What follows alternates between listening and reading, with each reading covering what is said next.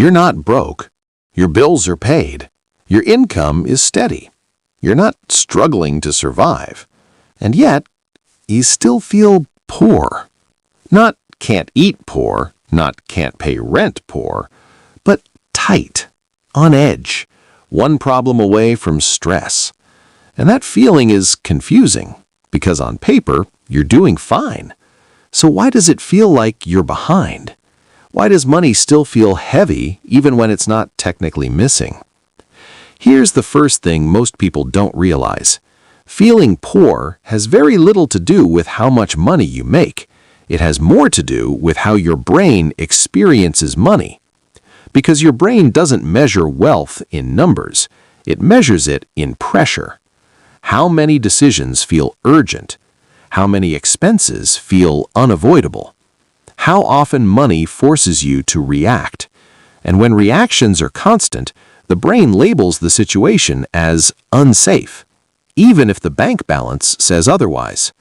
That's why you can earn more and still feel poorer. More income doesn't automatically remove pressure. Sometimes it adds new ones.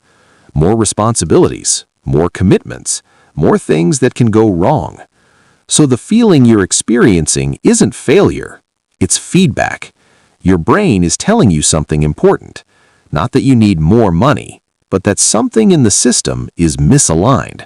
And until you understand what that is, no raise, no side income, no savings goal will fully fix the feeling. We'll talk about the invisible comparison that quietly makes people feel poor even when they're moving forward. Most people think feeling poor comes from low income. It doesn't. It comes from comparison, but not the obvious kind. Not luxury cars, not mansions, not billionaires on Instagram. Those are easy to ignore. The comparison that actually hurts is much quieter. It's the people around you. Same age, same city, same background. Someone who started with you but seems slightly ahead now. They travel more, they upgrade faster, they look more relaxed about money. And even if you're doing fine, your brain notices the gap, because the brain doesn't ask, "Am I okay?" It asks, "Am I falling behind?" And that question creates pressure. Here's the problem. Modern money isn't linear. Two people earning similar amounts can feel completely different levels of safety. One has flexibility, the other has fragility. One delay feels manageable, the other feels dangerous. So when you compare outcomes without seeing structure, your brain draws the wrong conclusion. It assumes you're worse. Not because you are, but because you can't see what's protecting them. Emergency buffers, lower fixed costs, fewer obligations, more margin. None of that shows on the surface, so your brain fills the gap with a story. I'm behind. I should be further. I'm doing something wrong.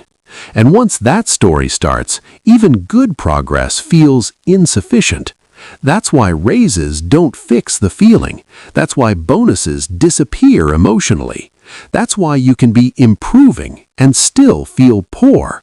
Because the comparison target keeps moving, and your nervous system never gets to rest. We'll talk about why this pressure feels worse today than it did for previous generations, even when people earn more than ever. This pressure didn't exist like this before. Not because people were richer, but because comparison was smaller.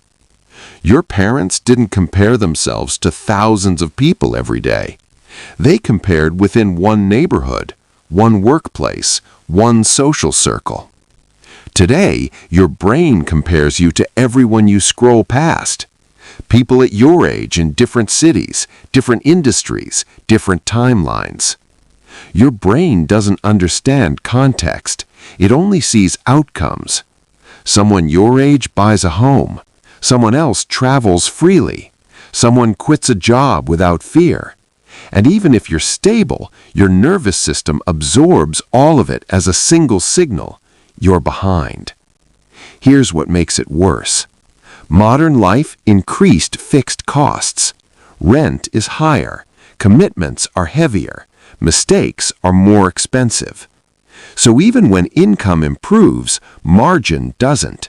You earn more, but more of it is already spoken for, which means progress feels fragile. One delay, one repair, one unexpected bill, and suddenly the illusion of doing fine cracks. Your brain notices that gap, not between income and expenses, but between effort and relief. You're working, you're responsible, you're not reckless, yet the sense of safety doesn't arrive. That creates a dangerous confusion. You start thinking the problem is income. If I just earned more, I'd feel secure. But that's not entirely true, because many people who earn more still feel poor. The real issue isn't how much you make, it's how much room you have when something goes wrong. And most people don't have much room. So your brain stays alert, not because you're failing, but because your system hasn't crossed the threshold where pressure eases. We'll talk about that threshold, the moment where money stops feeling tight, not because you're rich, but because your reactions finally change. There's a moment most people miss, not because it's dramatic, but because it's quiet. It's not when your income jumps. It's not when your account looks impressive. It's when money stops triggering panic. A small expense appears, and your body doesn't tense. A delay happens, and you don't rush. An unexpected bill shows up, and your mind doesn't spiral. Nothing about your life looks different, but something inside you is. This is the real threshold. Not financial wealth, emotional margin. Up until this point, every decision feels urgent. You solve problems fast, not because it's smart, but because waiting feels dangerous. After this point, waiting becomes possible. You can pause, you can think, you can choose, and that changes everything. Because money's first real power isn't buying things, it's buying time. Time to compare options, time to say no, time to avoid bad decisions made under pressure. Most people think they'll feel better when the numbers get bigger, but relief arrives earlier than that. It arrives when your reactions get smaller. That's why two people with the same income can live completely different lives. One feels trapped, the other feels steady. The difference isn't discipline, it isn't intelligence, it's margin. And once margin exists, growth becomes calm, not rushed, not forced, not desperate. We'll talk about why this feeling never shows up on a bank statement and why chasing more money alone often makes it worse, not better. Most people think feeling rich comes from having more money. It doesn't. It comes from having margin. Margin between what happens and how fast you're forced to respond. When you have no margin, every decision feels heavy. You overthink small choices. You rush big ones. You say yes when you should wait. You spend to escape pressure, not because it's the right move. That's why earning more doesn't automatically fix the feeling. More money without margin just raises the stakes. Bigger bills, bigger commitments, bigger fear of mistakes. So the brain stays alert. But when margin exists, something flips. Money stops being emotional. It stops being about relief. It stops being about proving progress. It becomes a tool that protects your decisions instead of forcing them.